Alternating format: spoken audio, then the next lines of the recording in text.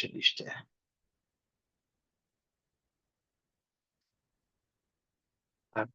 કેમેરો છે બે બાજુ લાગે છે. હા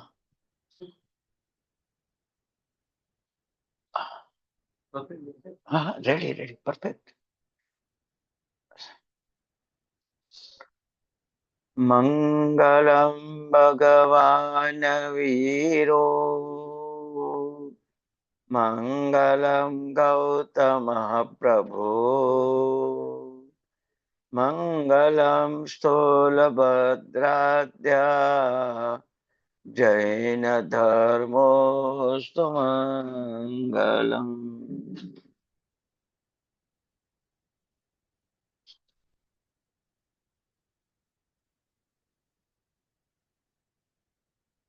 પુણ્યશાળીઓ, આ સંસારમાં દેવગતિ પણ સારી છે, મનુષ્ય ગતિ પણ સારી છે, પણ આપણી કઈ બુદ્ધિથી મનુષ્ય ગતિને સારી કહીએ છીએ, દેવગતિને સારી કહીએ છીએ, તો આપણી અજ્ઞાન અને મોહ દ્રષ્ટિના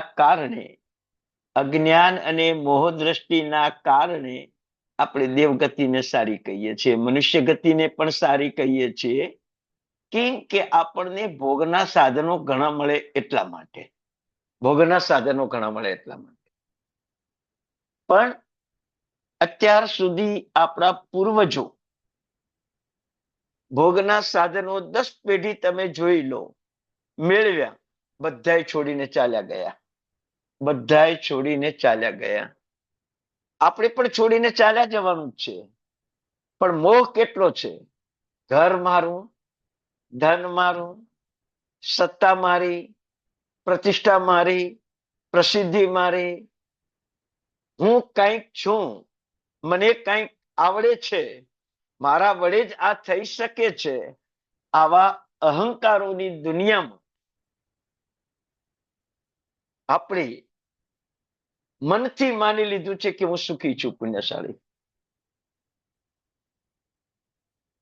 પણ દુઃખને દૂર કરવાનું સુખ છે, ઓરિજિનલ સુખ નથી. તમારામાં ટીવી જોવાની ભૂખ લાગી અને ટીવી જોયો એટલે આનંદ આવ્યો, પણ આંખ લાલ ગુમ છે, દુખાવો બહુ થાય છે અને ટીવી જોવાનું પણ મન થાય છે. એ ટાઈમે તમે ટીવી ન જોઈ શકો તો દુઃખ કે સુખ, પુણ્યશાળી? બરાબર. તો સંસારમાં પાંચેન્દ્રિયના વિષયો દુઃખમય જ છે. એ દુઃખને અમુક ટાઈમે આપણે દૂર કરીએ છીએ, એને આપણે સુખ માની લીધું. બાકી તો દુઃખ જ છે.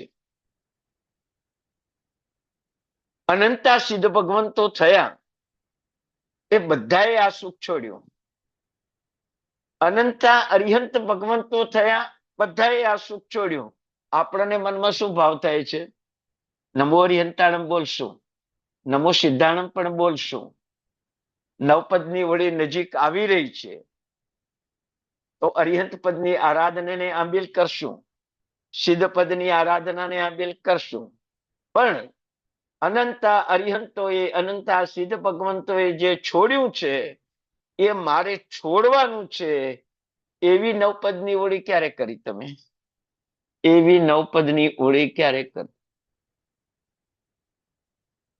આ પૂર્ણતા અષ્ટક આપણને એ બતાવે છે કે તમારો આત્મા ભૌતિક દુનિયામાં સનતકુમાર ચક્રવર્તીને કેટલું હતું? 6 ખંડનું રાજા પણ હતું, હજી પણ હતું. 1,92,000 સ્ત્રીઓ હતી, 72,000 મોટા નગરો હતા, 96 કરોડ ગામ હતા, 14 રત્નો હતા, 9 નિધિ હતી. તો યુદ્ધો કરીને આ બધું મેળવ્યું છે, પુણ્યશાળી.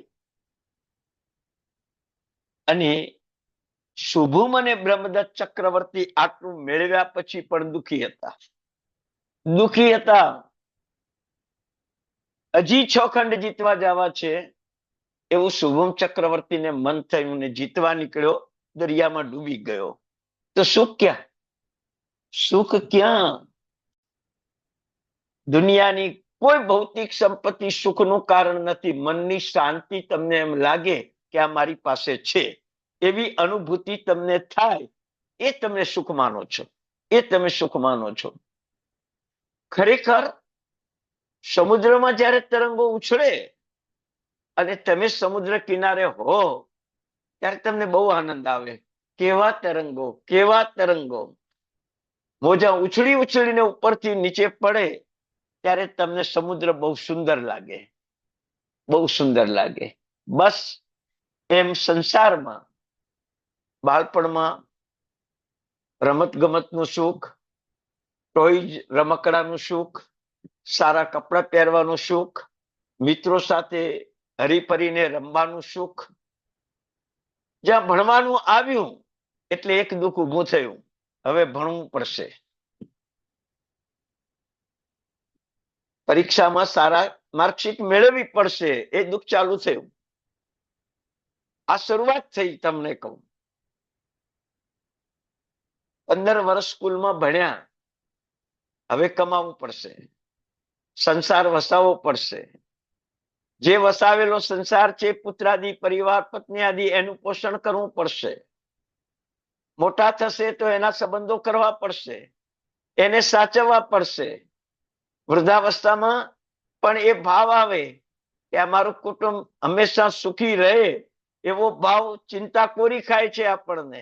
મૃત્યુ સમય પણ એમ થાય છે કે મારો પરિવાર મારા પછી, મારા વિના પણ સુખી થાય.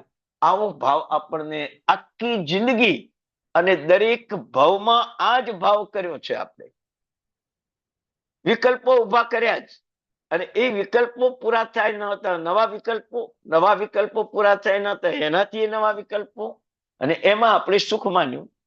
સરવાળે તમે છેલ્લે જોજો, તમે દુઃખી છો. 6 ખંડ છોડીને જ્યારે નરકમાં જવાનું હોય ત્યારે ચક્રવર્તી કેવા દુઃખી હોય. તમારી પાસે કદાચ 100 કરોડ, 200 કરોડ, 500 કરોડની સંપત્તિ એ છોડીને તમારે જવાનું હોય ત્યારે તમને શું થશે? શું થશે? સુખ થશે? મમ્મણ શેઠને રત્નના બળદ છોડીને જવાનો સમય આવ્યો ત્યારે મનમાં એક ભાવ છે કે આવા મારા રત્નના બળદ, માત્ર શિંગડા જ બાકી રહ્યા છે, એ શિંગડા પૂરા કરું ને પછી જાઉં તો સારું. બોલો, અપેક્ષા કેટલી! આખા બળદ પૂરા થઈ ગયા રત્નના, પણ એક શિંગડા બાકી રહી ગયા હતા, એ પૂરા કરવાની ભાવના.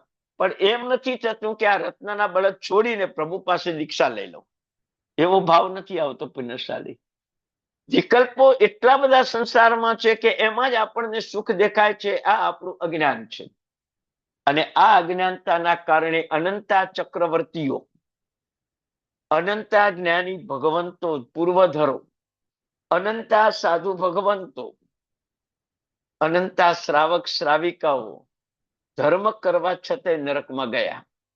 કેમ? અજ્ઞાન દ્રષ્ટિ, મોહ દ્રષ્ટિ, મારાપણાનો ભાવ, આટલું જ કારણ. પૂર્ણતા પામવી છે, આત્માને પૂર્ણ બનાવવો છે, પણ શાનાથી પૂર્ણ બને? એક મા બાપને 2 દીકરા છે. એક દીકરો ભણી ગણીને હોશિયાર થયો છે, સારી ચાલાકી અને સારું સત્વ કેળવ્યું છે, અને એ નગરનો રાજા બની ગયો છે. બીજો દીકરો છે એ નાટક મંડળીમાં જોડાયો છે, અને નાટક મંડળીમાં એ રાજાનું નાટક ભજવે છે. ત્યારે પેલો રાજા છે એક ભાઈ, અને બીજો ભાઈ રાજાનું નાટક ભજવે છે. ત્યારે તમને 2 રાજા જ દેખાય છે. આ બાજુ સિંહાસન પર બેઠો એ ભાઈ પણ રાજા દેખાય છે, પેલો નાટક મંડળીમાં રાજાનું નાટક ભજવે છે એ પણ રાજા દેખાય છે. પણ તમે તમારી જ્ઞાન દ્રષ્ટિથી વિચારજો, કયો રાજા સુખી? કયો રાજા સુખી? તો તમે કહેશો કે ઓરિજિનલ રાજા સુખી. આને તો અમને અડધા કલાકમાં આ રાજાના વસ્ત્રો ઉતારી અને સામાન્ય માનવીના વસ્ત્રો પહેરવા પડશે એને. અને ઓલાને તો જિંદગીભર રાજા પણ ભોગવવાનું છે. પુણ્યશાળી, આ ઉપને એટલા માટે ઘટાડું છું કે આપણે નાટક મંડળીના રાજા જેવા ભૌતિક પદાર્થો, સત્તા, સંપત્તિ, ધન, પૈસો, રૂપ, એનાથી ગર્વિષ્ઠ થયા છીએ. અને મારા જેવું કોઈ સુખી નથી એવું નકલી રાજા પણ આપણે ભોગવીએ છીએ. જ્યારે મારા 24 તીર્થંકર ભગવંતો, મારા કેવળ જ્ઞાની ભગવંતો, વિતરાગ પરૂપી ધર્મ પામનારા મારા સાધુ ભગવંતો, એ ઓરિજિનલ સુખમાં છે. એ ઓરિજિનલ સુખમાં છે, ઓરિજિનલ રાજા છે. પણ અત્યારે તમે સાધુની સાથે ઉભા રહેતા હો અને તમારા મનમાં તમે કમ્પેર કરતા હો કે સાધુ સુખી કે હું સુખી, એ મગજમાં તમે વિચાર લાવજો. તમારી જાતને એમ આવશે, મારે ઘર છે, મારે પરિવાર છે, મારે ધન છે, મારે સંપત્તિ છે, મારે મોટો વેપાર છે, દેશ પરદેશમાં ઓફિસ છે, મહાત્માને શું છે? એ તમારી કમ્પેર, એ તમારી કલ્પના, એ તમારા વિકલ્પો તમને સુખ મનાવે છે. પણ પરાયું સુખ છે ભાઈ. એ ઓફિસો જતી રહી, નોકરો જતા રહ્યા, ધંધામાં નુકસાન થયું, પરિવાર પણ વેગળો થયો, ધરતીકંપમાં મકાનો દટાઈ થઈ ગયા, પાણીનો પ્રકોપ થયો, રહ્યું પણ તણાઈ ગયું. ત્યારે તમારી સામે સાધુ ઉભા, એ સુખી કે તમે સુખી? કોણ સુખી? કોણ સુખી? તમે જુઓ, હમણાં વરસાદની આપત્તિ કેટલી આવી આ વખતે. મકાનોના મકાનો તણાઈ ગયા, ગાડીઓની ગાડીઓ તણાઈ ગઈ. એ સુખી? ગાડીથી સુખ માનતો હતો, મકાનથી સુખ માનતો હતો, પણ તણાઈ ગયું. સુખી? તો પુણ્યશાળી, એ જ મારે કહેવું છે તમને કે નકલી રાજા પણ કલાક બે કલાકનું છે. એમાં ઓરિજિનલ સુખ નથી. પાત્ર ભજવશે, શબ્દો બોલશે, પણ અંદરનું સત્વ નથી. જ્યારે અસલી રાજાને અંદરનું સત્વ છે. હુકમ કર્યો નથી કે સેના તૈયાર, હુકમ કર્યો નથી મંત્રીઓ તૈયાર, હુકમ કર્યો નથી પ્રધાનો તૈયાર. તમને આજે મારે તમને એ કહેવું છે કે મારા પોતાના સત્વથી મારી પોતાની સમૃદ્ધિ કેટલી. પરિવાર પુણ્યથી મળ્યો, પૈસા પુણ્યથી મળ્યા, ધન પુણ્યથી મળ્યું, રૂપ પુણ્યથી મળ્યું, સંબંધો પુણ્યથી મળ્યા, સગા પુણ્યથી મળ્યા.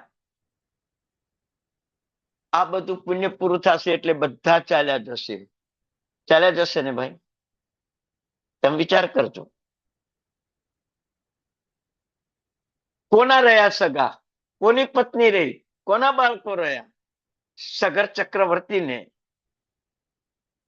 60,000 દીકરા હતા. એક ક્ષણમાં તીર્થ રક્ષામાં મૃત્યુ પામ્યા. ગયા 60,000 દીકરા. વિચાર કરો તમે. સનત કુમાર ચક્રવર્તીને 6 ખંડનું રાજ્ય હતું.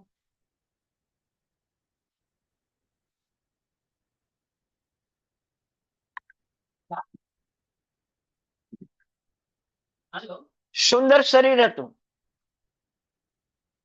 અને ક્ષણમાં આખા શરીરમાં સેંકડો રોગ વ્યાપી ગયા. શું આપણું? અમરકુમારને સગી માતાએ ધન ખાતર વેચી દીધો. માતાનું સુખ? વિચાર કરો. સગા પિતાને જેલમાં પૂરીને 100 ફટકા. કોણિક પિતાને મારતો હતો. પરિવારનું સુખ? પરિવારનું સુખ વિચાર કરો.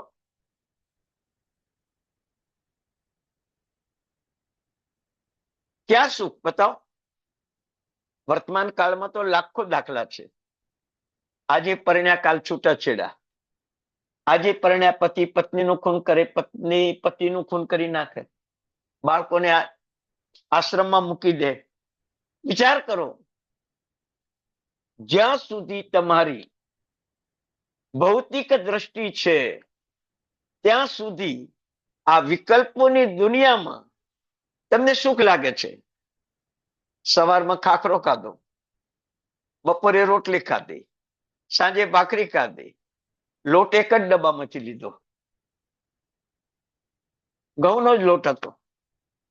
પણ તમારી વિકલ્પની દુનિયા સુખ માને છે કે ખાખરામાંથી રોટલી થઈ, રોટલીમાંથી ભાખરી થઈ.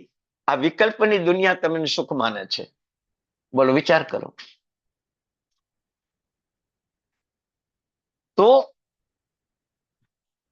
આપણે વિકલ્પની દુનિયામાંથી પણ થવું છે કે આની આ દુનિયામાં જીવવું છે. ચક્રવર્તીઓ સુખી નથી, શ્રેષ્ઠીઓની વાત આવે છે. ભૂતકાળના તમે વિચાર કરો, મમણ શેઠ પણ શ્રેષ્ઠી જ હતો, 7મી નરકે વયો.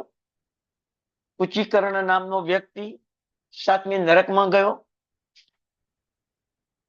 લોભની પરાકાષ્ઠાએ પહોંચેલા અનંત આત્માઓ દુર્ગતિમાં જતા રહ્યા, ક્રોધને પરાધીન થયા.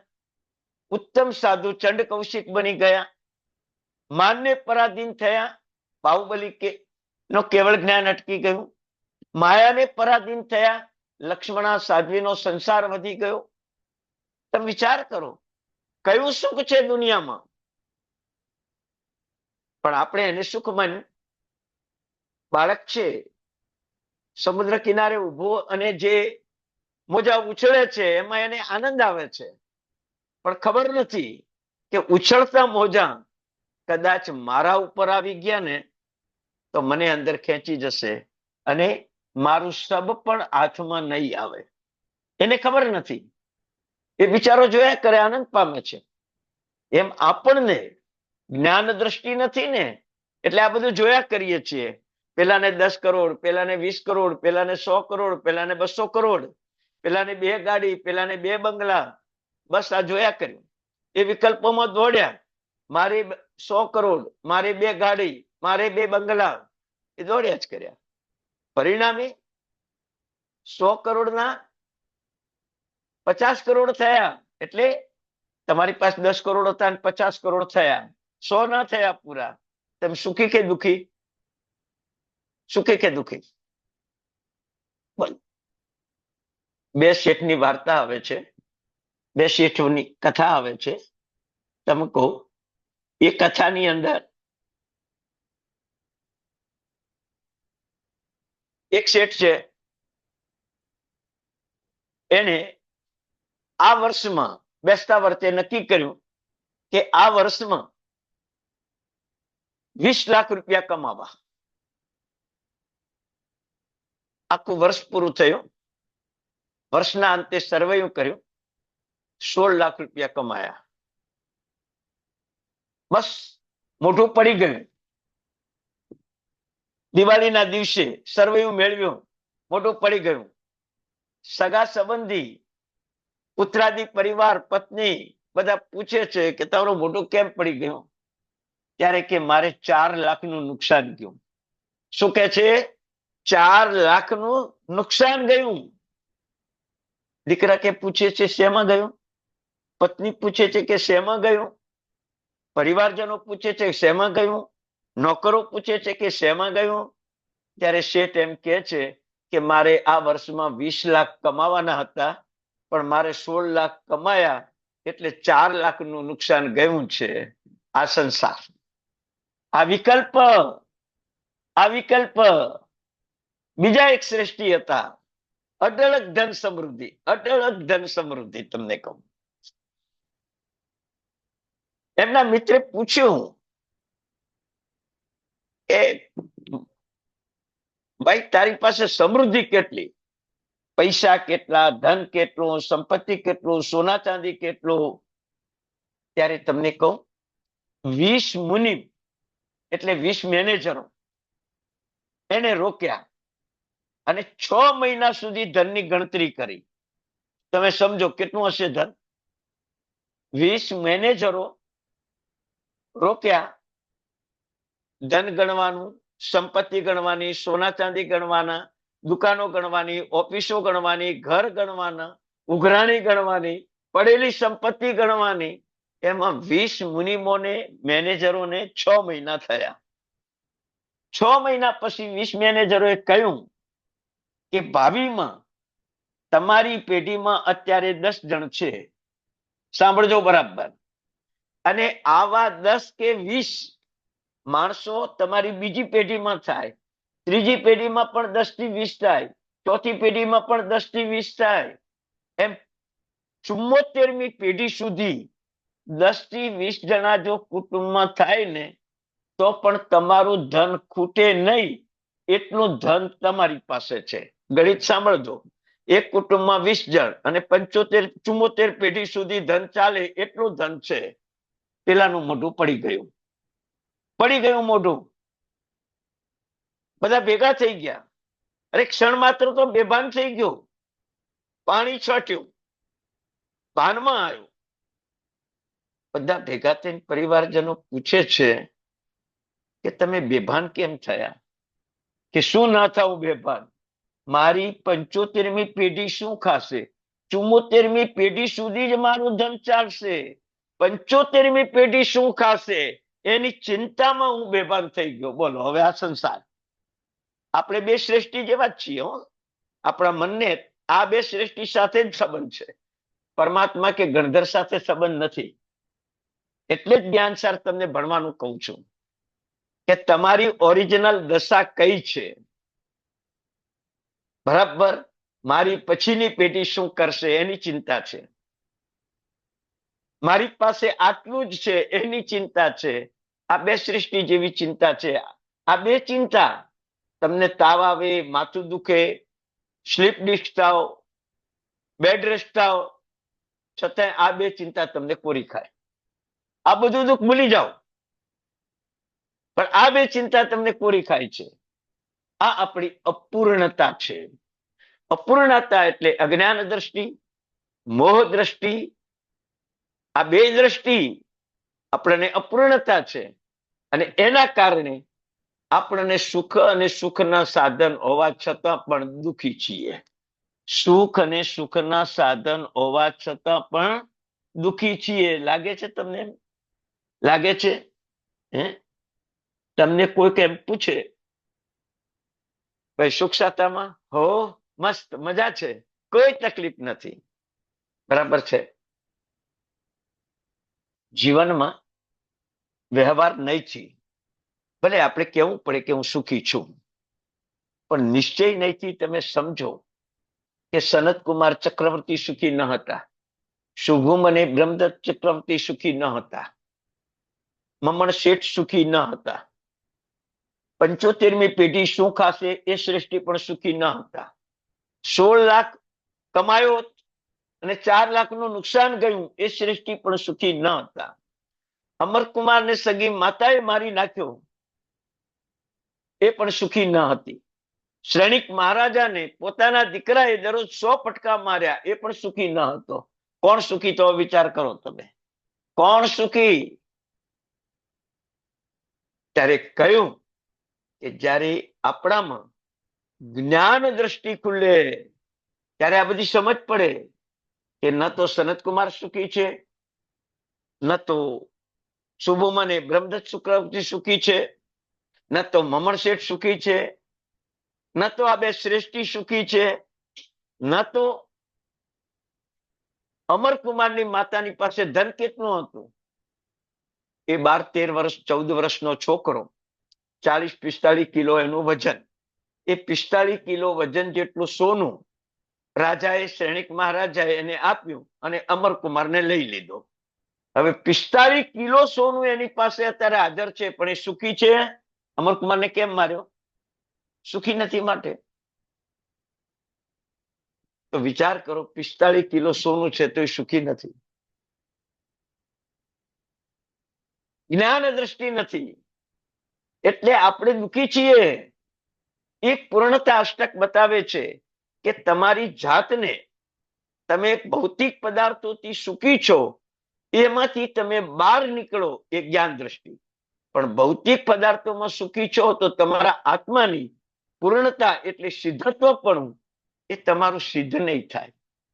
તમને ખબર છે કે ભાઈ દૂધ અને લીંબુ બે ભેગા થાય શું થાય? લીંબુને કોઈ નુકસાન ન થાય, નુકસાન દૂધને થાય. લીંબુને શું નુકસાન છે? દૂધ ફાટી જાય. લીંબુ કરતા દૂધ ઉત્તમ છે, પણ દૂધ ફાટી જાય. એ તમારા ભૌતિક પદાર્થની સમૃદ્ધિની આસક્તિ, ચક્રવર્તીની, વાસુદેવની, શ્રેષ્ઠીની, મંત્રીની, પ્રધાન પદાની, આ બધી જે આસક્તિ છે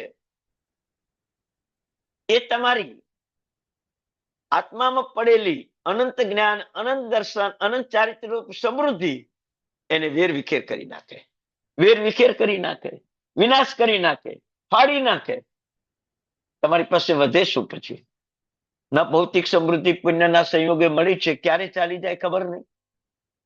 એક શ્રેષ્ઠી હતા, એમને પૂજ્યું મકાન ખરીદ્યું, પોતાનું મકાન વેચવાનું હતું, અને એ વેચાય એમાંથી જ નવા પ્લેટના પૈસા ભરવાના હતા. વેચવા માટે મકાન કાઢ્યું, બોર્ડ લખ્યું, એક વ્યક્તિ લેવા આવી, સોદો થઈ ગયો કે ભાઈ આ મકાન 30 લાખમાં વેચવાનું છે. પેલા એ લાખ રૂપિયા બહાનાના આપી પણ દીધા. પેલો શ્રેષ્ઠી આખી રાત ઊંઘે છે કે હાસ મારું મકાન વેચાઈ ગયું અને પેલા મકાનના પૈસા હવે ભરાઈ જશે, મહિના 15 દિવસમાં 30 લાખ આવશે, ભરાઈ જશે. કેટલો આનંદ! નવા મકાનમાં રહેવા જવાનું. જૂનું મકાન વેચાઈ ગયું, 1 લાખ રૂપિયા બહાનાના આવી ગયા, અને આ મહિના 1.5 મહિનામાં આ મકાન છોડીને નવા મકાનમાં રહેવા જતા રહેશું. કેટલો આનંદ પુણ્યશાળી! આ સંસાર જુઓ તમે. અને રાત્રે 10 વાગ્યા બધા સુઈ ગયા છે, 12 વાગે અકસ્માત ઘરમાં આગ લાગી. એવી આગ લાગી કે ચારે બાજુ મકાન સળગવા લાગ્યું. પરિવારના જીવો માંડ માંડ ઘરમાંથી બહાર નીકળ્યા અને પોતાની કમાયેલી સંપત્તિ, એ જમાનામાં સેફ ડિપોઝિટ વોલ્ટ હતા નહીં, એટલે ધન બહાર મૂકે, જે હોય ઘરમાં જતું. તમે માનો વિચાર કરો, બધું બળીને ભસ્મ થઈ ગયું. થોડું ઘણું સોના ચાંદી બેચ્યું, બાકી બધું બળીને ભસ્મ થઈ ગયું.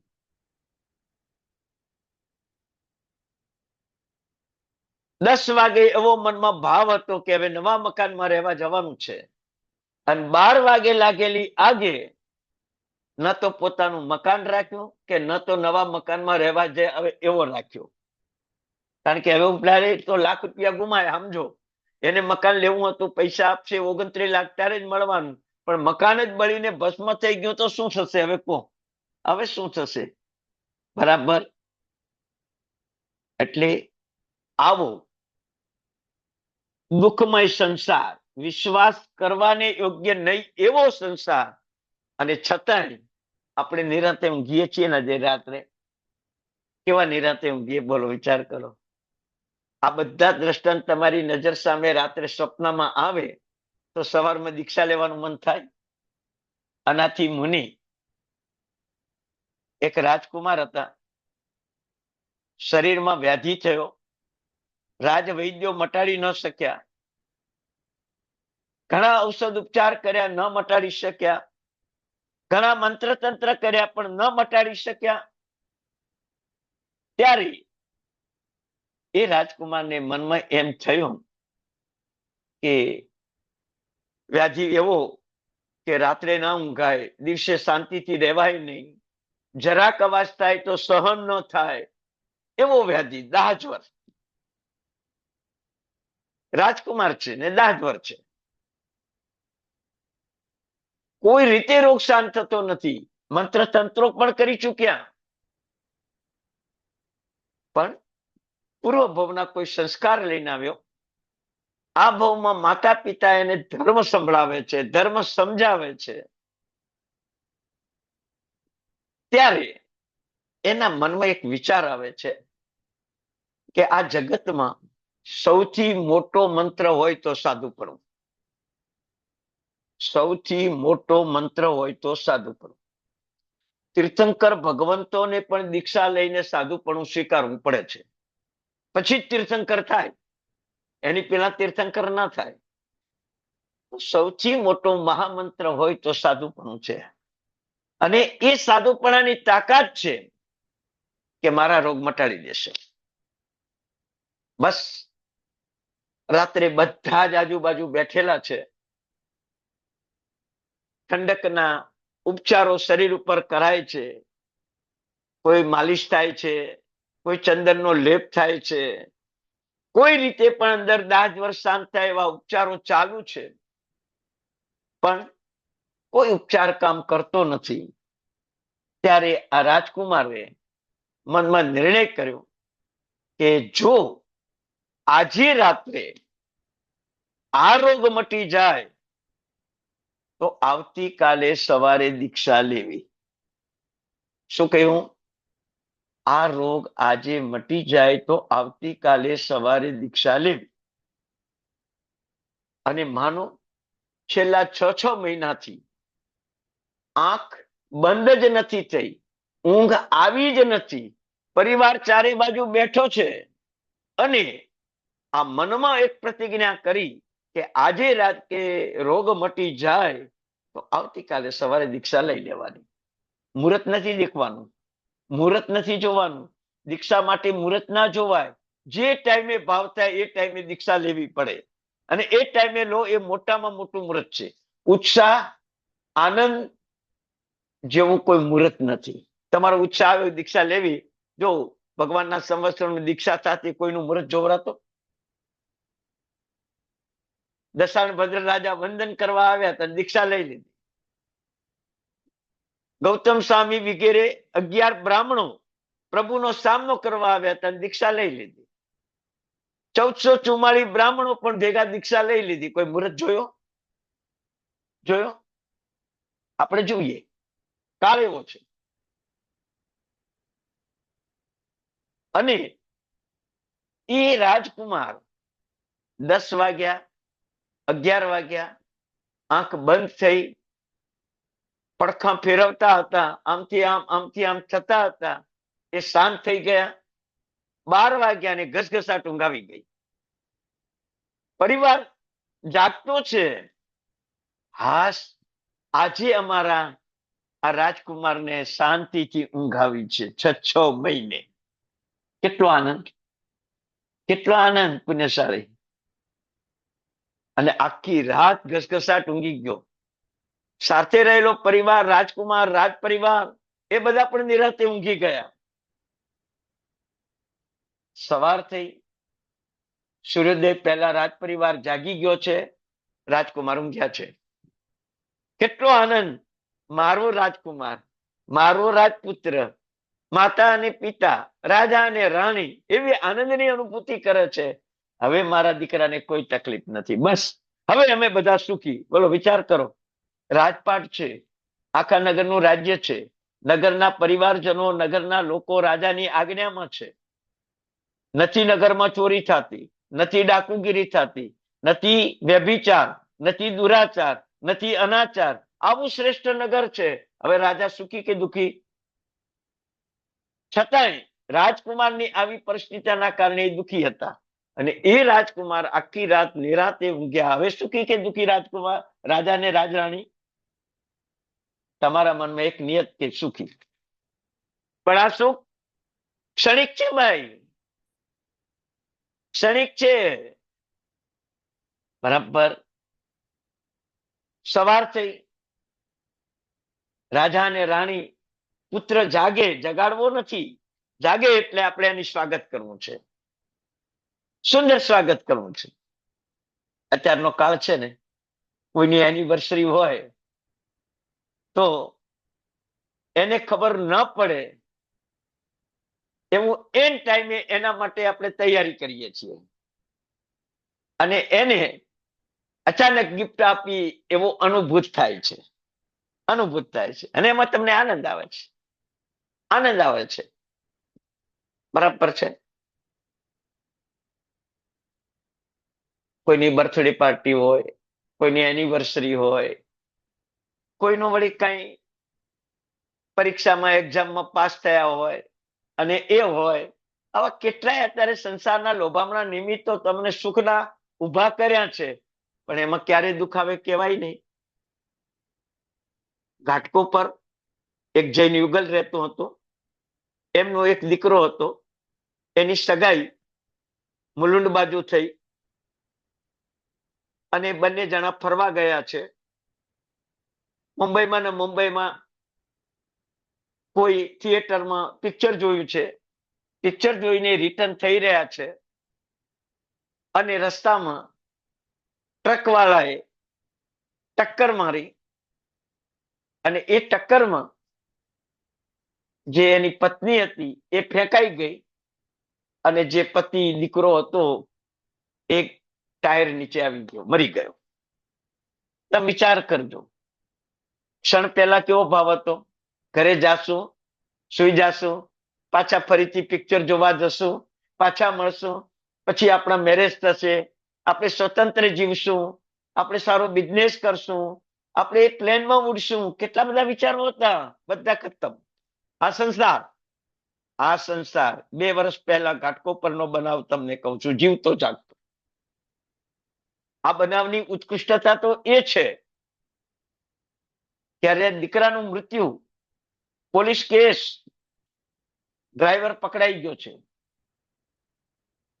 બીજે દિવસે દીકરાનો પોસ્ટમોર્ટમ થઈ જાય છે, અગ્નિ સંસ્કાર થઈ જાય છે, પોલીસ વાળા એમને ઘરે આવે છે કે ડ્રાઈવર પકડાઈ ગયો છે અને તમે કેસ નોંધાવો એટલે અમે એને કોર્ટમાં હાજર કરીએ, કાયદેસર કાર્યવાહી કરીએ.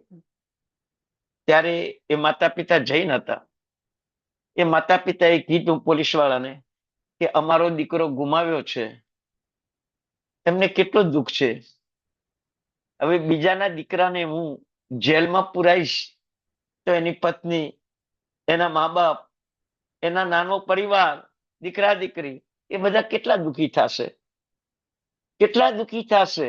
મારે કેસ કરવો જ નથી, મેં મારો દીકરો ગુમાવ્યો એનું મને દુઃખ છે, મારે બીજાના દીકરા ગુમાવવા નથી, બીજાના પરિવારને વેરણ છેરણ કરવો નથી.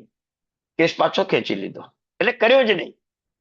ટૂંકમાં આ વિકલ્પની દુનિયા નથી, આ સંકલ્પની દુનિયા કહેવાય, આ જ્ઞાન દ્રષ્ટિ કહેવાય.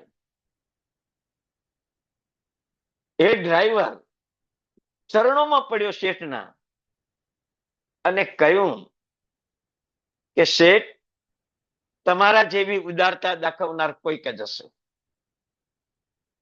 ગુનો મારો છે, તમારા દીકરો કચડાઈને મૃત્યુ પામ્યો એમાં મારી બેદરકારી છે, એક્સેપ્ટ કર્યું એને, પણ કેસ ના કરે.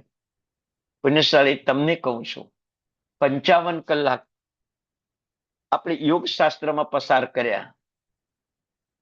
આવા 55 કલાકમાં કોઈ એવો એક દિવસનો એક નિયમ આવો પરોપકારનો તમે લીધો છે? આવી જ્ઞાન દ્રષ્ટિ તમે કેળવી છે? સંસારના કેવા વિકલ્પો છે તમે વિચારો. પેલો રાજકુમાર સવારે 8 વાગે ઉઠે છે, માતા પિતા હર્ષ પામે છે કે આજે કેટલા મહિને મારો દીકરો સૂતો. ત્યાં તો રાજમહેલમાં તમને કહું, ઘણા દિવસે શાંતિથી હવે રાજકુમારને જમાડશું અને રાજકુમારને માટે વિવિધ પ્રકારના ભોજન બનાવાય છે, વિવિધ પ્રકારના શરબતો બનાવાય છે, આખો ભોજનખંડ શણગારવામાં આવે છે, સિંહાસન મૂકવામાં આવે છે. તમે વિચાર કરો, ચાંદીનો પાટલો મૂકવામાં આવે છે, સોનાની થાળી મૂકવામાં આવે છે. બરાબર વિચાર કરજો. અને માતા પિતા એ બાળકને જમાડવાની આવી અદ્ભુત તૈયારી કરે છે. આજે મારા દીકરાને જમાડવાનો છે, ઘણા દિવસથી ભૂખ્યો છે. અને દીકરો ઉઠ્યો, અને કહ્યું માતા પિતાને કે મારે નિયમ છે કે આજે રાત્રે મારો રોગ મટી જાય તો મારે દીક્ષા લેવી. એટલે આજે મારે ઉપવાસ અને અત્યારે જ ગુરુ ભગવંત પાસે જઈને હું દીક્ષા લઈશ. ભગવંત પાસે જઈને દીક્ષા લઈશ, મારે જમવાનું નથી. હવે બોલો, વિચાર કરવો. રાજા રાણીનું સુખ શામાં પલટાયું? દુઃખમાં. અરે દીકરા, આટલા વર્ષથી આટલા દિવસથી તું ઊંઘ્યો ન હતો, આજે નિરાંતે ઊંઘ્યો. આટલા દિવસ તે શાંતિ તે વાપર્યું નથી, ખાધું નથી. આજે તારો રોગ મટી ગયો અને હવે તારે ખાવાનો વારો આવ્યો. અમને પણ તારી જોડે જમવાનો એક આનંદ આવે. અને આવા સોના ચાંદી રત્નના ભરેલા બાજોટ, થાળી, વાટકા, મગમગાયમાન રસોઈ. દીકરા, એક કામ કરને, થોડો ટાઈમ સંસારમાં રહે, પછી દીક્ષા લેજે. માતા પિતાને સમજાવે છે કે જે રોગ મારું પુણ્ય ન મટાવી શક્યું, જે રોગ માતા પિતા ન મટાવી શક્યા, જે રોગ વૈદ્યો મટાવી ન શક્યા, એ રોગ ધર્મે મટાવ્યો છે, ચારિત્ર ધર્મે મટાવ્યો છે. હવે એનાથી હું કેમ વેગળો બનું? એનાથી હું કેમ વેગળો બનું? તમે આવો યા ન આવો, હું પ્રભુ પાસે જઈને દીક્ષા લઈ લઈશ. લઈ લીધી દીક્ષા. આ જ્ઞાન દ્રષ્ટિ. પેલા શ્રેષ્ઠી ઘાટકો પરના એની ડ્રાઈવર ઉપર કેસ ન કર્યો, એ જ્ઞાન દ્રષ્ટિ. સાચી સમજ. પરિવારના વિયોગનું દુઃખ શું છે એ પણ આપણે સમજવું છે. તો એને સમજ્યા તો એને કેસ ન કરે. પુણ્યશાળી આપણે જ્ઞાનસાર જેવો ગ્રંથ ભણી રહ્યા છીએ. 55 કલાક એમાં ને 2 કલાક આમાં પસાર કર્યા. આજે 58મો કલાક આપણો ચાલુ છે. પુણ્યશાળી આપણે જગતને શું આપીને જશું? મમણ શેઠ થઈને મરશું? શુભમ બ્રહ્મદત્ત ચક્રવર્તી થઈને મરશું? શું થઈને મરશું? અજ્ઞાન દ્રષ્ટિ. મમણ શેઠની જેમ, અરે અમરકુમારની માતાની જેમ દીકરાનો પણ વધ કરશું. આજે કરે જ છે ને. માતા પિતા પોતાના ગર્ભમાં રહેલા બાળકનું ખૂન કરી નાખે, ગર્ભપાત કરાવી નાખે છે. અમરકુમારની માતા તો ઘણી સારી, એ તો મોટો થયા પછી એનું ખૂન કર્યું. અને આ તો નિર્દોષ બાળકનું પેટમાં જ ખૂન કરી નાખે. કેવો કપરો કાળ. શ્રી કૃષ્ણ મહારાજાને પૂછ્યું કોઈએ કે મહારાજા સ્વપ્નમાં આવ્યા, અને સપનામાં આવીને પૂછ્યું કોઈએ કે મહારાજા, તમે જ્યારે જીવતા હતા ત્યારે તમે બોલીને ગયા હતા કે યુગે યુગે સંભવામી. 5 વર્ષનો એક યુગ કહેવાય. એવા દર 5 વર્ષે એક યુગ પૂરો થાય. દર 5 વર્ષે એક યુગ પૂરો થાય તો કૃષ્ણ મહારાજા તમને મૃત્યુ પામ્યા ને કેટલા બધા વર્ષ થઈ ગયા? તમે વિચાર કરો. મહાવીર સ્વામીને 2550 વર્ષ થયા. એના 250 વર્ષ પહેલા પાર્શ્વનાથ ભગવાન થયા. બરાબર છે? એટલે 100 વર્ષના પાર્શ્વનાથ ભગવાન હતા, એટલે 350 વર્ષ એ થયા. તમે વિચાર કરો. 2550 વર્ષ આ થયા. 2900 વર્ષ તો પાર્શ્વનાથ ભગવાનને થયા. પાર્શ્વનાથ ભગવાન પહેલા નેમિનાથ ભગવાન હતા, અને નેમિનાથ ભગવાનના ભાઈ કૃષ્ણ મહારાજા હતા. તમે વિચાર કરો. એ કૃષ્ણ મહારાજા મૃત્યુ પામ્યા ત્યારે બોલી ગયા હતા કે યુગે યુગે સંભવામી. ત્યારે કૃષ્ણ મહારાજાએ સપનામાં આવીને કીધું કે હું કેટલીય વખત માતાના ગર્ભમાં આવ્યો, પણ માતાએ ગર્ભપાત કરી દીધો અને મારું અકાળે મૃત્યુ થયું. કેટલી માતાના ગર્ભમાં આવ્યો અને મારું અકાળે મૃત્યુ થઈ ગયું. હવે મારે નથી આવવું. વિચાર કરો, આ કાળ કેટલો ભયંકર, કેવો ભયંકર કાળ. આ કાળમાં આપણે આવા વિકલ્પની દુનિયામાં જીવીએ છીએ. આપણું શું થશે? વિચાર્યું છે કોઈ દિવસ? વિચાર્યું છે? આપણે અત્યારે માનીએ ઘર અનુકૂળ, કેવો વરસાદ પડ્યો, કેટલાના ઘર તણાઈ ગયા. આ ભારતમાંથી વાત કરું છું. આપણને કે ધન ઘણું બધું છે, ઘણા સુખી છીએ, અફઘાનિસ્તાન, ઇઝરાયલ, ઈરાન, ઈરાક જુઓ સાફ થઈ રહ્યા છે. વિચાર કરો ક્યાં સુખ છે સંસારમાં? અપૂર્ણતા છે. સંસારનું કોઈ પણ ભૌતિક સુખ અપૂર્ણ છે, તમને દુઃખી કરે ને કરે. જો પ્રાપ્ત ન થાય તો દુઃખી.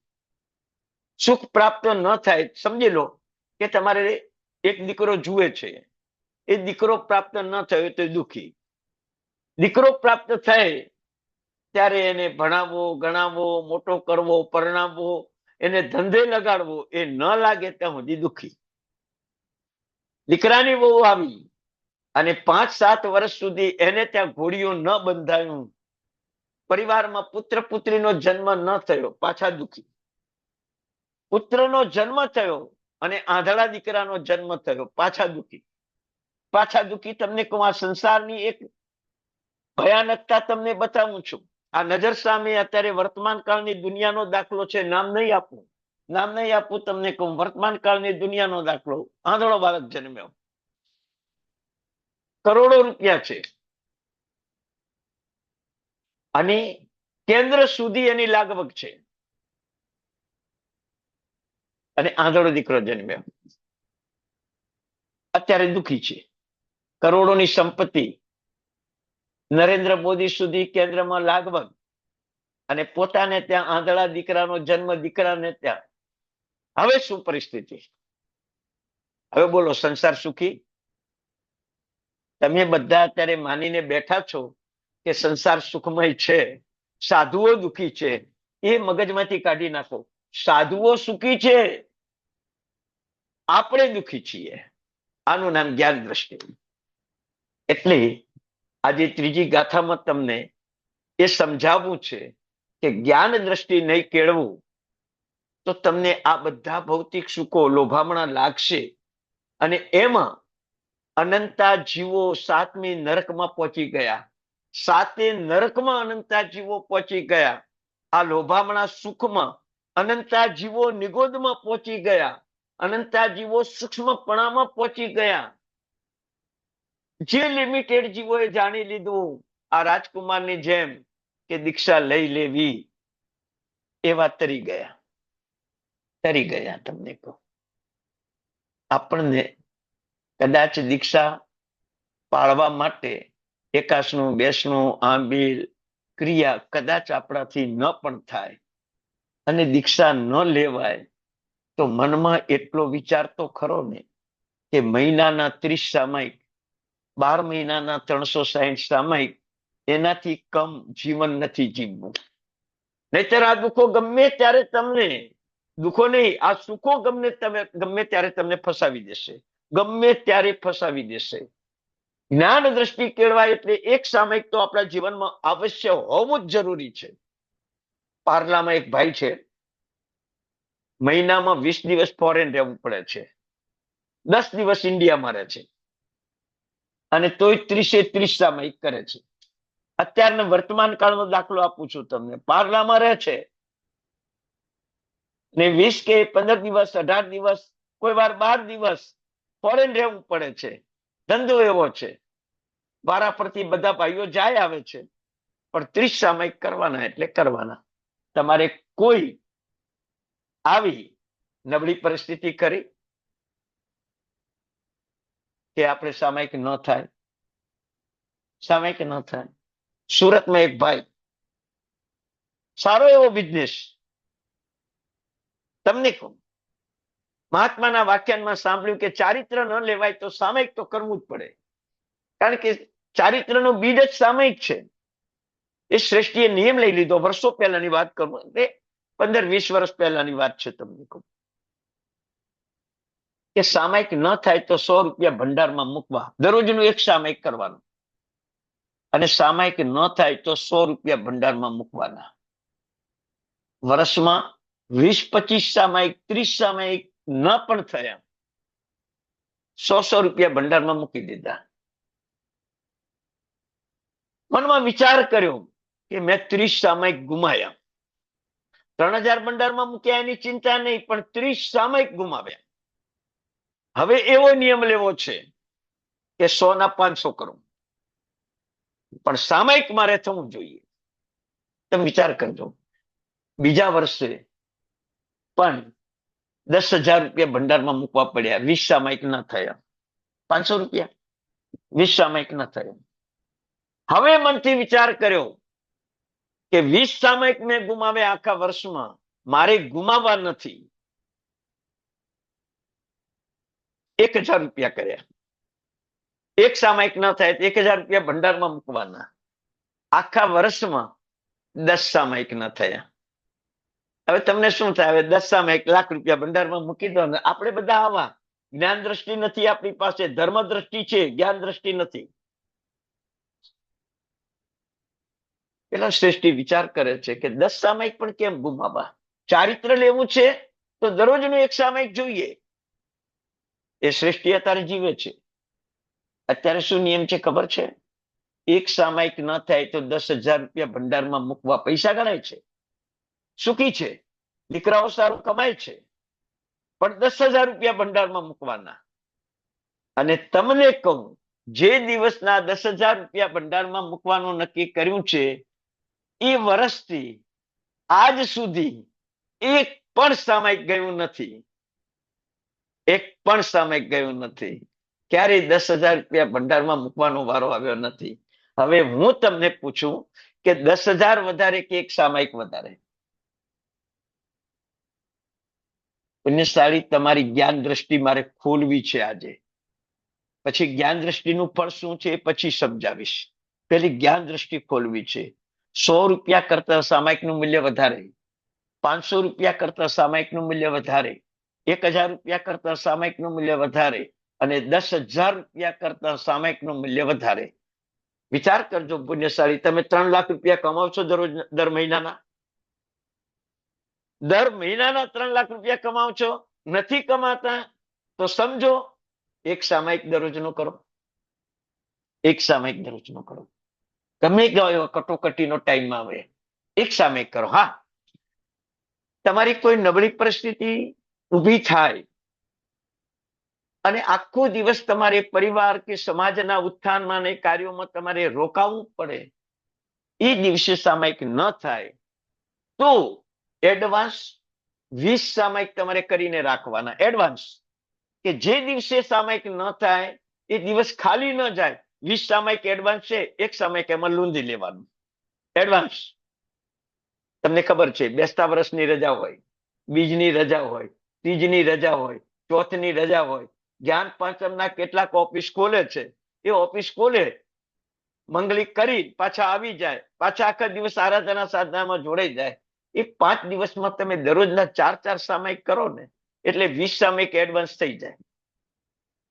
અને એમાંથી એક એક સામાયિક તમારું કરી દઉં તો તમારા 15 સામાયિક તમારા જમા રહે.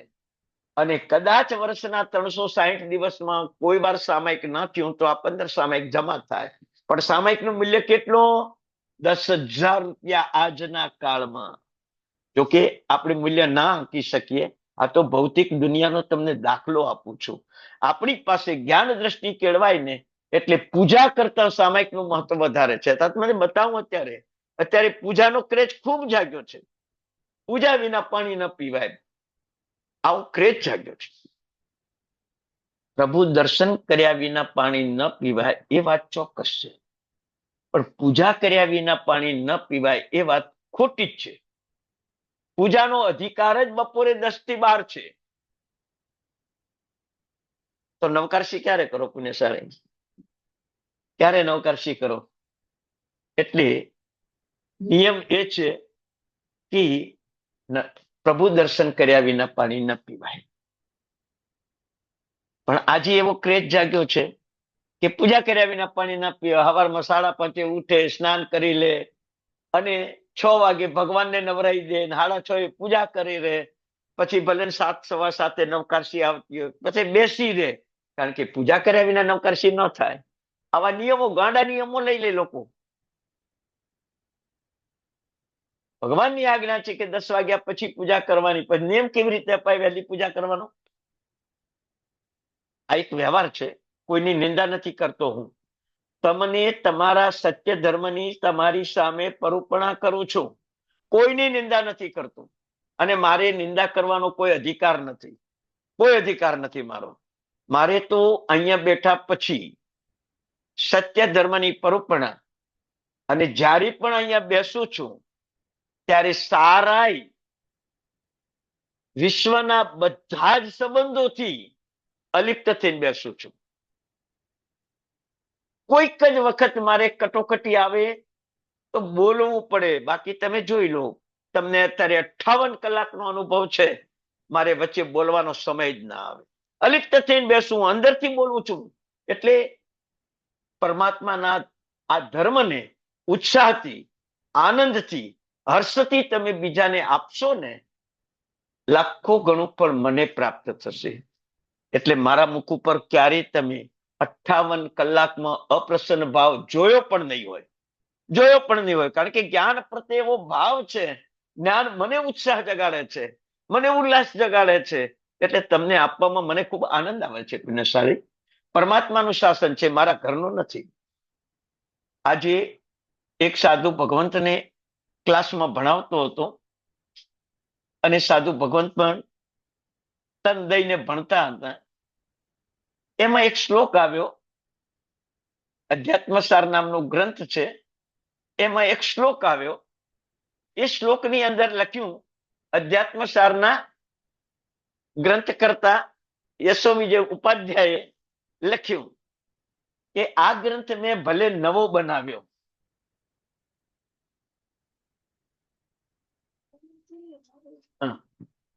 આ ગ્રંથ મેં ભલે નવો બનાવ્યો, પણ હું નથી માનતો કે આ નવો ગ્રંથ છે.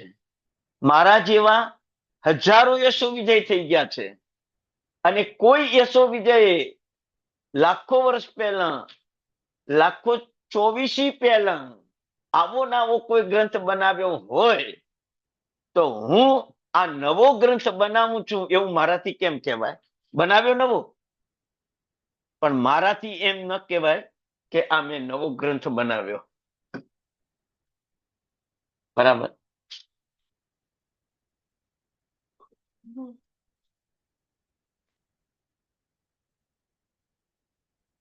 નવો ગ્રંથ બનાવ્યો. પુણ્યશાળી, આટલી નમ્રતા આપણી પાસે ખરી? આટલી નમ્રતા આપણી પાસે ખરી? પુણ્યશાળી, નવો જ બનાવ્યો છે ગ્રંથ. અધ્યાત્મસાર 930-35 ગાથાનો બનાવ્યો છે, પણ આટલી નમ્રતા આપણી પાસે ખરી કે નવો બનાવ્યો છતાંય મારા જેવો પૂર્વમાં કોઈએ ગ્રંથ બનાવ્યો હોય તો મારાથી એમ ન કહેવાય કે મેં આ નવો ગ્રંથ બનાવ્યો. હા, મેં આ કાવ્યની રચના નવી કરી છે, પણ આ નવો જ ગ્રંથ છે એમ ન કહી શકાય. એવું યશો વિજય ઉપાધ્યાય ભગવાન, આવા જ્ઞાની ભગવંત પોતાના મુખે કબૂલ કરે છે. આજે આપણે શું કર્યું? કોઈ જ્ઞાન રચના કરી, કોઈ ગ્રંથ રચના કરી, તો આપણે તો કહી દઈએ મેં બનાવ્યું છે. અરે ભાઈ, તમે વિચાર કરો, તમે અત્યારે પૂરણપોરી બનાવો છો, એવી પૂરણપોરી ભૂતકાળમાં નહીં બની હોય. તમે અત્યારે દૂધપાક બનાવો છો, એવું દૂધપાક ભૂતકાળમાં કોઈ નહીં બનાવ્યો હોય. તમે અત્યારે જે લાખો રૂપિયા કમાવો છો, એવા ભૂતકાળમાં કોઈ કમાયા નહીં હોય. તમે જે અત્યારે પરિવાર સાથે સારો સંબંધ સાચવો છો, એવો ભૂતકાળમાં કોઈ સંબંધ નથી સાચવ્યો. તો આપણે નવાઈશું, આપણે કર્યું શું? ભૂતકાળમાં આ બધું થયેલું જ છે.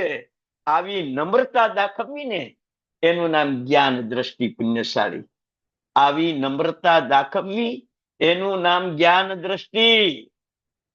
આપણે આવી નમ્રતા દાખવી છે. યશો વિજય ઉપાધ્યાયના એક ગ્રંથમાં જ્યારે આ વાત આવી ત્યારે મારા રૂવાટા ખડા થઈ ગયા કે 1000 ગાથાનો ગ્રંથ બનાયા પછી યશો વિજય ઉપાધ્યાય ભગવંત એમ બોલે કે આવો ગ્રંથ પૂર્વે કોઈકે બનાવ્યો હશે. ગ્રંથ તરીકે નવ્ય રચના છે, પણ આવા શ્લોકો તરીકે તો પૂર્વે બનાવેલા હોય, એટલે મારો ગ્રંથ અપૂર્વ ગ્રંથ ન કહી શકાય. હવે બોલો, આવી નમ્રતા 58 કલાક પછી પણ આપણામાં આવી જ્ઞાન દ્રષ્ટિ આપણામાં આવી? પુણ્યશાળી, ભૌતિક પદાર્થોથી ક્યારેય પૂર્ણતા ન માનતા, આધ્યાત્મિક પદાર્થો જે આપણા આત્મામાં પડેલા છે, જ્ઞાન, દર્શન અને ચારિત્ર, એનાથી પૂર્ણતા માંડજો. આ પૂર્ણતા મેળવવા માટે તમારે શું કરવું પડે ખબર છે ને ભાઈ? સોનાના દાગીના જોતા હોય ને તો ઝવેરી બજારમાં જવું પડે. ડાયમંડ જોતા હોય તો ડાયમંડ માર્કેટમાં જવું પડે. કાપડ જોઈતું હોય તો ક્લોથ માર્કેટમાં જવું પડે.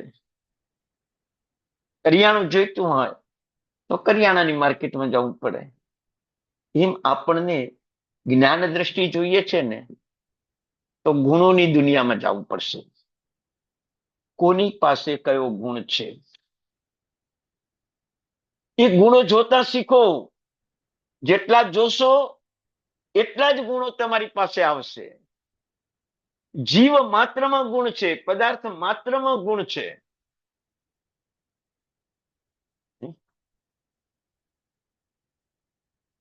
પણ આપણને જોતા આવડે છે?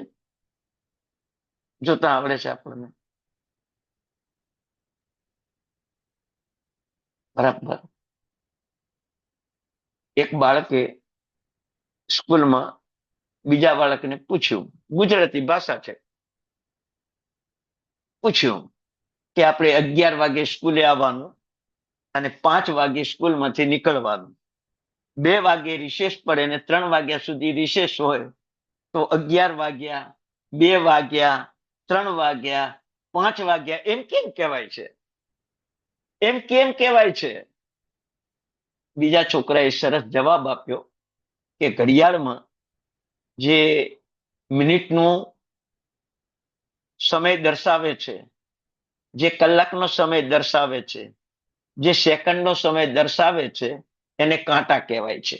મિનિટ કાંટો, સેકન્ડ કાંટો, કલાક કાંટો કહેવાય છે. એટલે જેમાં કાંટા છે ને એ વાગે જ. એટલે 5 વાગ્યા, 11 વાગ્યા, 12 વાગ્યા એમ કહેવાય છે. સારી આ એક જ્ઞાન દ્રષ્ટિ છે. એમ આપણા જીવનમાં આપણી ગુણની માર્કેટ ખોલવાની છે. ગુણો લેવા છે, બીજાને આપવા પણ છે.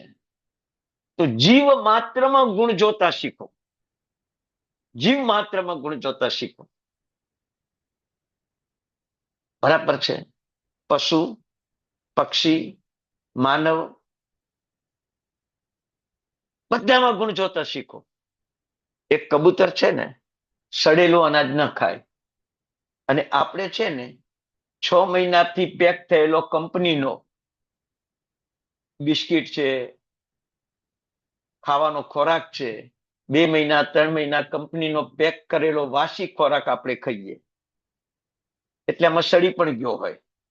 અને એક કબૂતર છે કે તમારે અનાજ નાખો, એમાં થોડા સડેલા દાણા નાખો, કબૂતર એક પણ સડેલો દાણો નહીં ખાય. તો એ કબૂતરમાં ગુણ છે. કબૂતરમાં ગુણ છે. મનથી વિચાર કરો. એ કોયલ ભલે કાળી રહી પણ જયારે આંબાના ઝાડ ઉપર બેસીને મધુર ટવકાર કરે ને ત્યારે કાળો રંગ નથી જોવાતો, પણ એનો મધુર અવાજ દેખાય છે. શું તમે ધર્મ, કલ્પવૃક્ષ જેવો ધર્મ, એ ધર્મ ઉપર તમે બેઠા છો અને તમારા ગળામાંથી કોયલ જેવો મીઠો ટવકાર નીકળે પરિવાર સાથે? નીકળે?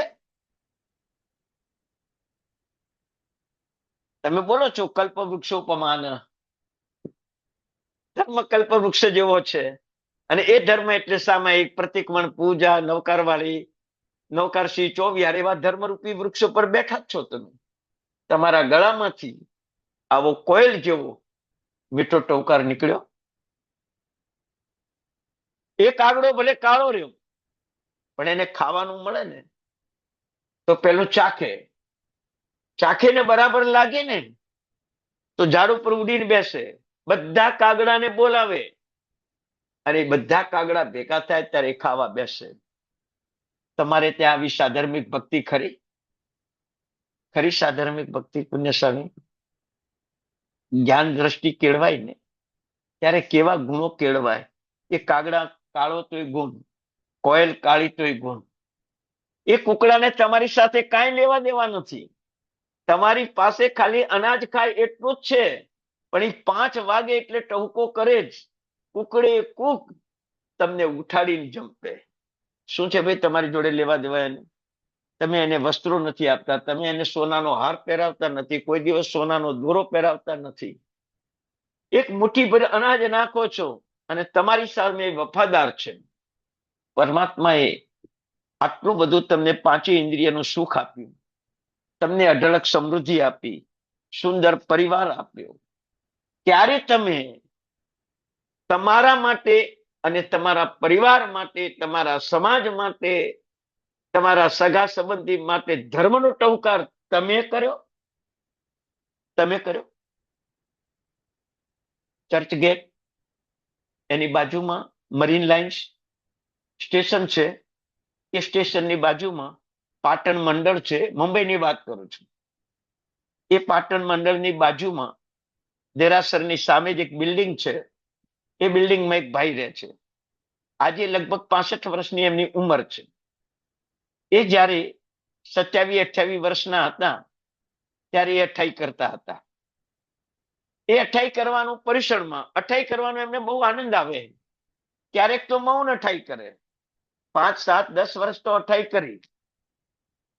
પણ પછી મનમાં વિચાર કર્યો કે મારા કુટુંબમાં, મારા પરિવારમાં, મારા મિત્ર મંડળમાં, મારા સગા સંબંધી સ્નેહી સ્વજનમાં કોઈ પણ અઠાઈ કરે તો મારે પણ અઠાઈ કરવાની. એટલે પહેલા 3 ઉપવાસ ફાઇનલ. કારણ કે કોઈ એમ કે બીજા ઉપવાસે અઠાઈ જાહેર કરે, કોઈ ત્રીજા ઉપવાસે અઠાઈ જાહેર કરે, કોઈ ચોથા ઉપવાસે અઠાઈ જાહેર કરે, તો મારી અઠાઈ રહી જાય. તો પહેલા 3-4 ઉપવાસ તો ફાઇનલ દર વર્ષે. પણ સાંભળી કે મારા મિત્રે અઠાઈ કરી છે, મારા વેવઈએ અઠાઈ કરી છે, મારા વેવઈના દીકરાએ અઠાઈ કરી, મારી અઠાઈ પાકી. બોલો કેવું સુખ! અત્યારે જીવે છે ભાઈ, સુખી છે, કરોડપતિ છે. પણ આવી જાગૃતિ ખરી? આ જ્ઞાન દ્રષ્ટિ, આ જ્ઞાન દ્રષ્ટિ પુણ્યશાળી. કોઈ ધર્મ કરે ને આપણે ધર્મ કરવાનું મન થાય, જ્ઞાન દ્રષ્ટિ. આપણો ધર્મ જોઈને કોઈને ધર્મ કરવાનું મન થાય, એ પણ જ્ઞાન દ્રષ્ટિ.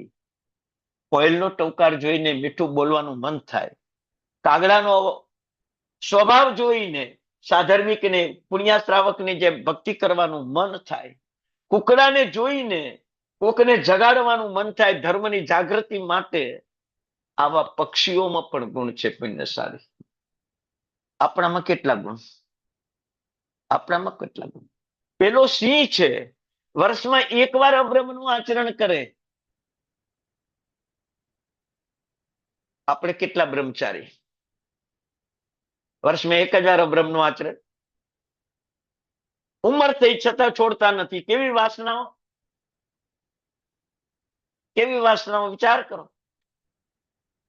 પેલો રાજહંસ છે, સાચા મોતીનો ચારો ચરે. અને આપણે ઘરે માતા છે, ઘરે બહેન છે, ઘરે પત્ની છે, સ્ત્રી છે, ઘરે રસોઈયો છે, અને છતાંય શનિ રવિ બહાર જમવા જતું રહેવું. શું રાજહંસ જેવી આપણામાં ટેવ છે ખરી? કે સાચા મોતી ન મળે તો અઠવાડિયા સુધી ભૂખ્યો રહે, 15 દિવસ સુધી ભૂખ્યો રહે, મહિના સુધી ભૂખ્યો રહે, પણ સાચા મોતી સિવાય ચારો ચરે જ નહીં. આપણે ગમે તે હોટલમાં ઘૂસી જઈએ, ગમે ત્યાં જતા રહીએ, ગમે ત્યાંથી મંગાઈને ખાઈ લઈએ, પર્યુષણમાં પણ મંગાઈને ખાઈ લઈએ, કોઈ ખબર ન પડે. તમને કહું, આ જ્ઞાન દ્રષ્ટિ, મોહ દ્રષ્ટિ તમને કહું. જ્યારે જ્ઞાન સાર નામનો આ ગ્રંથ તમારા હૃદયમાં જો પરિવર્તન કરશે ને, તમને કેવો આનંદ આવશે, કેવી અનુભૂતિ થશે, તમને વિચાર કરો. દશાનબદ્ર રાજાને પ્રભુના દર્શન અદ્ભુત કરવા હતા, અને કોઈએ ન કર્યા એવા દર્શન કરવા હતા, અને કરવા ગયા. ને ઇન્દ્ર મહારાજા એનાથી પણ વધારે સામયું લઈને આવી ગયા, અને દશાનબદ્ર રાજા ઝાંખા બની ગયા. દશાનબદ્ર રાજાને થયું કે ઘરેથી પ્રતિજ્ઞા કરીને આવ્યો છું કે કોઈએ વંદન ના કર્યું એવું આજ મારે વંદન કરવું છે. અને એ જ ટાઈમે દશાનબદ્ર રાજાએ ભગવાન મહાવીરને કીધું, દીક્ષા આપો. ભગવાને દીક્ષા આપી. દીક્ષા લઈને પ્રભુને વંદન કર્યું. ઇન્દ્ર મહારાજા ચરણોમાં પડ્યા કે હે દશાણ ભદ્ર રાજા, તમારા જેવું મારાથી વંદન નહીં થાય. ઇન્દ્ર પણ પગે પડ્યો. 32 લાખ વિમાનનો અધિપતિ જે ન કરી શક્યો એ દશાણ ભદ્ર રાજા માનવ ભાવમાં કરી શક્યો. આ જ્ઞાન દ્રષ્ટિ, આ જ્ઞાન દ્રષ્ટિ પુણ્યશાળી. આવી જ્ઞાન દ્રષ્ટિ આપણે કેળવવાની છે પુણ્યશાળી. અને આવી જ્ઞાન દ્રષ્ટિ કેળવવાનો તમે પ્રયત્ન કરજો. આજનું જે તમને સમજાવ્યું છે એ હૃદયમાં ઉતરી જાય એવું છે. ક્યાંય એવું ભારે નથી કે તમારે યાદ રાખવું પડે. દ્રષ્ટાંતો એવા નથી લીધા કે તમે ભૂલી જાઓ. ઉપનય પણ એવા નથી લીધા કે તમે ભૂલી જાઓ. તમારી ચાલુ જિંદગીમાં તમે કેવી રીતે જીવી શકો એવા જ ઉપનયો લીધા છે, એવી જ શ્રેષ્ઠીઓની કથા લીધી છે, એવી જ વાર્તાઓ લીધી છે, એવા જ જૂના દ્રષ્ટાંતો લીધા છે કે તમને એક ફીલ થાય કે હવે જ્ઞાન દ્રષ્ટિ કેળવવી છે, ધર્મ પામવો છે, આ મારો ધર્મ બીજાને ધર્મ પમાડનારો બને એવી જ્ઞાન દ્રષ્ટિ કેળવવી છે. ન સંસારની કોઈ પદ પદવી પ્રતિષ્ઠાને પ્રસિદ્ધિમાં લોપાવવું નથી. ધન સંપત્તિને રૂપમાં ડૂબી નથી જવું. હવે ડૂબવું છે તો જ્ઞાન દર્શન ચારિત્રમાં, મેળવવું છે તો મોક્ષ જ મેળવવો છે, લેવું છે તો સંયમ જ લેવું છે. સંયમ ન લેવાય તો દરરોજનું એક સામાયિક કરવું છે, અને એ સામાયિક ન થાય તો શક્તિ મુજબ 100 રૂપિયા, 200 રૂપિયા, 500 રૂપિયા ભંડારમાં મૂકવા છે. પણ કોઈ પણ રીતે મારે સામાયિક ધર્મમાં પ્રવેશવું છે, એ જ જ્ઞાન દ્રષ્ટિ તમે સમજી લો. સમજ્યા ઘણું. અળગણ પાણી ન પીવું એ સમજ્યા તમે. રાત્રિ ભોજન ન કરવું એ બી તમે સરસ સમજ્યા છો. સવારમાં નવકારશી કરવી એ પણ સરસ સમજ્યા છો. વાસી ભોજન ન કરવું એ પણ તમે સમજ્યા છો. બજારનું ન ખાવું એ પણ તમે સમજ્યા છો. આ બધા ધર્મ કરતા શ્રેષ્ઠ ધર્મ સામાયિક છે. સામાયિક છે પુણ્યશાળી. આ બધા ધર્મો કરવાના જ છે તો જ સામાયિક શ્રેષ્ઠ બનશે. પણ સામાયિકને શ્રેષ્ઠ બનાવવા માટે આ ધર્મોની જરૂર પણ છે. પણ સામાયિક કેટલા તમારા જીવનમાં? કેટલા સામાયિક? 10 વર્ષના 3600 દિવસ, 50 વર્ષના 18,000 દિવસ. 18,000 દિવસમાં 1800 સામાયિક ખરા? ખરા? જ્ઞાન દ્રષ્ટિ કેળવાય એટલે સામાયિક કર્યા વિના ન રહેવાય. મુંબઈની જિંદગીમાં દરરોજનું એક સામાયિક કરવું એવો નિયમ, 20 દિવસ ફોરેન રહેવાનું છતાં એક સામાયિક કરવું, એ પાર્લાના શ્રેષ્ઠીને આપણે અંતઃકરણથી નમસ્કાર કરીએ. એ સુરતના શ્રેષ્ઠી એક સામાયિકના રાજો 10,000 રૂપિયા ભંડારમાં મૂકવા, એ સુરતના શ્રેષ્ઠીને પણ નમસ્કાર કરીએ પુણ્યશાળી આ અવસરે. અને આપણે એ સામાયિક ધર્મ કોઈ પણ રીતે અપનાવવો છે તો એ આપણી જ્ઞાન દ્રષ્ટિ છે. તો હજી જ્ઞાન દ્રષ્ટિ વિશે અને આપણી 4મી, 5મી, 6મી, 7મી, 8મી ગાથા છે. દરેક વિષયની 8 ગાથા છે. એમાં આ પહેલો જે પૂર્ણતા છે ને, એ તમારા સિદ્ધાંતોને મજબૂત કરવા માટે તમને સમજાવું છું કે મારા જીવનમાં આટલા આટલા સિદ્ધાંતો હોવા જોઈએ. પછી જે જ્ઞાન પ્રાપ્તિ છે ને, એ તમારા સિદ્ધાંતોને તમે પાળતા શીખી જશો. સિદ્ધાંતો જ નહીં સમજો, સિદ્ધાંતો કયા છે એ નહીં સમજો, મારે શું કરવાનું છે એ નહીં સમજો, અને જ્ઞાન મેળવે જશો ને, કાંઈ નહીં થાય. એટલે કદાચ પહેલા અષ્ટકમાં 5-6 કલાક થઈ પણ જશે. 3 કલાક તો થઈ ગયા છે ઓલરેડી. હજી કદાચ 3-4 કલાક થઈ જશે. પણ આ બધી નોંધ કરજો. તમને બધું જ રેકોર્ડિંગ પણ પાછું તમને મળે જ છે. આ બધી નોંધ કરજો. આ પહેલું અષ્ટક જેને મગજમાં બેસાડી દીધું ને, એને બાકીના 31 અષ્ટકો બહુ સહેલા પડશે.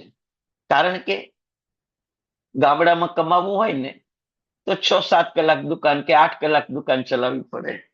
પણ મુંબઈમાં કમાવું હોય ને તો 12 કલાક ઓફિસ કે દુકાને રહેવું પડે, 4 કલાક ઘરે આવીને મહેનત કરવી પડે. આનું લેવાનું, આનું દેવાનું, આનું આમ કરવાનું, આનું આમ કરવાનું, મોબાઈલ ઉપર વાતો કરવી પડે. 16 કલાક મહેનત કરો ત્યારે મુંબઈમાં તમે કમાઈ શકો છો પુણ્યશાળી. અને જ્યારે ગામડામાં તમે 8-10 કલાક મહેનત કરો તો બી કમાઈ શકો છો પુણ્યશાળી. આપણે વિચારવાનું છે કે મુંબઈ જેવી ધર્મનગરી છે, જ્યાં 2000 જિનાલયો છે, જ્યાં 350 થી મોટા સંઘો છે, જ્યાં 800 થી અધિક સાધુ સાધી ભગવંતોની આરાધના થઈ શકે એવા ઉપાશ્રયો છે, જ્યાં 300 થી અધિક સારી પાઠશાળાઓ છે, જ્યાં સારા ટીચરો અને બહેનો ભણાવી રહ્યા છે, એવી મુંબઈ નગરી ધમધમતી, જ્યાં દરરોજનું 2 કરોડ રૂપિયાનું દાન વગર નામે અપાય છે, 2 કરોડ રૂપિયાનું મિનિમમ દાન, એવી મુંબઈ જેવી ધર્મનગરીમાં જન્મ્યા છીએ, અને એક સામાયિક ન થાય પુણ્યશાળી, એક સામાયિક ન થાય. તમે વિચાર કરો, અમેરિકામાં જન્મ્યા હોત તો, અત્યારે આફ્રિકામાં જન્મ્યા હોત તો 3 દિવસે એકવાર ખાવા મળે છે. સાંભળો બરાબર, અત્યારની વર્તમાનની દુનિયા તમને કહું, આફ્રિકામાં 3 દિવસમાં એક વખત ખાવા મળે છે, અને 24 કલાકમાં એક વખત પાણી પીવા મળે છે. નથી પાણી મળતું કે નથી અનાજ મળતું. આવી કપરી પરિસ્થિતિમાં આફ્રિકા અત્યારે જીવે છે, અમુક એરિયા. આપણને કેટલું મળ્યું છે? એક સામાયિક નહીં થાય. આફ્રિકામાં જન્મ્યા હશો ને, એક ગ્લાસ પાણી માટે ટળવળશો, એક ટાઈમ ભોજન માટે ટળવળશો. આવી અનાર્ય ભૂમિમાં નથી જન્મ્યા, એ આપણું સૌભાગ્ય છે પુણ્યશાળી. જ્ઞાન દ્રષ્ટિ કેળવો કે આ જગ્યા છોડવી નથી. મહાવિદ્ય ક્ષેત્ર મળે તો ભલે, નહીતર આવું ધર્મ નગરી જ મને જોઈએ, એનાથી ઓછું કઈ ન જોઈએ. એવી જ્ઞાન દ્રષ્ટિ કેળવું, અને જરૂર આપણી શક્તિ મુજબ દરરોજનું એક સામાયિક. કદાચ તમારું બહુ જ બીજી હો તો મહિનાના 20 સામાયિક, 10 દિવસ તમારા કદાચ જતા કરો, પણ 20 સામાયિક તો થવા જ જોઈએ. 20 થી એક પણ ઓછું સામાયિક થાય તો 500-1000 રૂપિયા ભંડારમાં મૂકવાના. જુઓ તમારી જીવન આખું કેટલું બદલાય. સામાયિકના પ્રભાવે શું મળે ખબર છે ને તમને? એક સામાયિક દરરોજનું 20 લાખ મણ સોનું દાનમાં આપો, દરરોજનું 20 લાખ મણ સોનું દાનમાં આપો, 1 લાખ વર્ષ સુધી દરરોજ 20 લાખ મણ સોનું દાનમાં આપો. એમાં જેટલું પુણ્ય બંધાય એટલું પુણ્ય માત્ર એક સામાયિકમાં બંધાય. એક સામાયિકમાં પુણ્યશાળી. પૂજા કરતા સામાયિકનું પુણ્ય વધારે છે. તો મારો ઉદ્દેશ પૂજા કરતા સામાયિક અને પ્રતિક્રમણ તરફનો વધારે કેમ છે કે વધારે કમાણી કરવી છે? ગામડામાં રહેશો ઓછી કમાણી થવાની, શહેરમાં રહેશું તો વધારે જ કમાણી થવાની છે. આપણે વધારે જ કમાણી કરવી છે, તો મહિનાના 20 સામાયિક પુણ્યશાળી. આજે આંકડો ઘણો બધો સારો છે, 55-56 જણ આપણે આવી ગયા છે. એક સામાયિક કરશો ને, તમારા ઘરમાં શાંતિ, પરિવારમાં શાંતિ, 7 પેઢી સુધી શાંતિ, 7 પેઢી સુધી શાંતિ. તો આવો એક ધર્મ અપનાવજો પુણ્યશાળી. કોઈની પ્રેશર નથી. તમારા મનથી ધારણા વિગ્રહ પચખાન લેજો કાલે ભગવાનની સમક્ષ. મહિનાના 20 સામાયિક તો મારે કરવા જ છે, અને ન થાય તો 1000, 500 કે 100 રૂપિયા કે 10 રૂપિયા, તમારી શક્તિ ના હોય કોઈની તો 10 રૂપિયા પણ ભંડારમાં મૂકવા છે, પણ મારાથી સામાયિક થવું જોઈએ એવો ભાવ કેળવજો પુણ્યશાળી. મંગલમ ભગવાન વીરો, મંગલમ ગૌતમ પ્રભુ, મંગલમ સ્થુરભદ્રાધ્યા, જૈન ધર્મોસ્તુ મંગલમ. ભગવાનની આજ્ઞા વિરુદ્ધ કંઈ કહેવાયું હોય તો મિચ્છામી દુક્કડમ. સૌ સાતામાં રહેજો. સૌને પ્રણામ. તમારી 15 મિનિટ વધારે લીધી છે પુણ્યશાળી, પણ શું છે, મને એક ભાવ છે કે ચારિત્ર ધર્મમાં આત્મા ન જોડાય ત્યાં સુધીનો બધો ધર્મ બહુ અલ્પ ફળ વાળો છે. સમ્યક દર્શન અને સમ્યક ચારિત્ર બે આવી જાય તો તમને યોગશાસ્ત્રમાં સમ્યક દર્શનનું બહુ જ મહત્વ તમને સમજાવ્યું હતું. જ્ઞાન સારમાં સમ્યક ચારિત્રનું મહત્વ સમજાવું છું પુણ્યશાળી, અને છેલ્લે જ્ઞાન સારમાં સમ્યક જ્ઞાનનું પણ મહત્વ આવશે કે સમ્યક જ્ઞાન શું ચીજ છે. બરાબર છે? તો કોઈને પ્રેશર નથી, પણ પ્રેરણા છે, અને પ્રેરણા નિષ્ફળ ન જાય એનો પુરુષાર્થ આપણે વિદ્યાર્થી તરીકે કરવો એ આપણી યોગ્યતા છે પુણ્યશાળી. ચાલો.